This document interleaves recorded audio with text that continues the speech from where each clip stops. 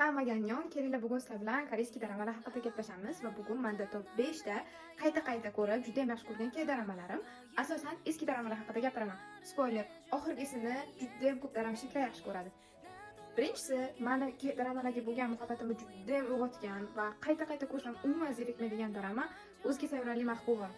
Men bu serialni ko'rishimdan oldin boshqa koreyskiy dramalar ham ko'rganman, lekin endi ana shunisi menga juda ham yoqqan. Men buni qachon zeriksam o'tirib shunday ko'rib o'tiraman. Men juda ham yaxshi ko'raman shu dramani 10 dan 1000. Ikkinchisi, Quyosh avlodlari. Bu dramani ham juda ham ko'pchilik biladi. Bu haqida ortiqcha kommentariy aytishim shart emas. Bu drama 10 dan 10. Uchinchisi, bu dramani men kinoteatrda ko'rganman. Nomi Robot odam, ruscha nomi Ты тоже человек.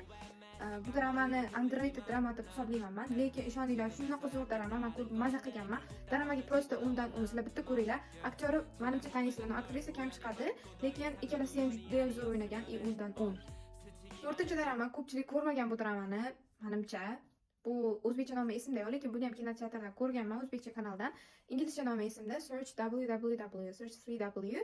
Bunda o'ynagan bosh roldagi aktyor yaqinda chiqqan va juda ham mashhur bo'lib ketgan drama Dynamite Kids'dagi bosh roldagi aktyor bunda ham xuddi shunaqa main lead bo'lib o'ynagan. Ko'rishingizni tavsiya beraman. Bu 10 dan 10 emas, 10 dan 8. Va nihoyat 5-drama Crash Landing on You. To'g'risi bu dramani men birinchi marta o'zbek tilida ko'rganman, lekin hozir o'zbekchasi uncha esimda yo'q, adashmasam taqdir edi menimcha.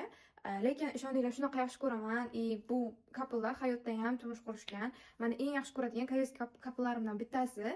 Bu drama prosta 10 dan 10. Men o'ylayman 80% dramashniklar yaxshi ko'rsa kerak bu dramani. Может, undan ham ko'pchilik yaxshi ko'rsa kerak. Agar ko'rmagan bo'lsanglar, ko'rishingizni tavsiya qilaman.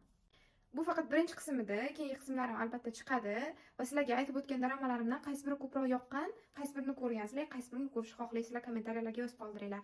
Keyingi savollarda ko'rishguncha annyeong.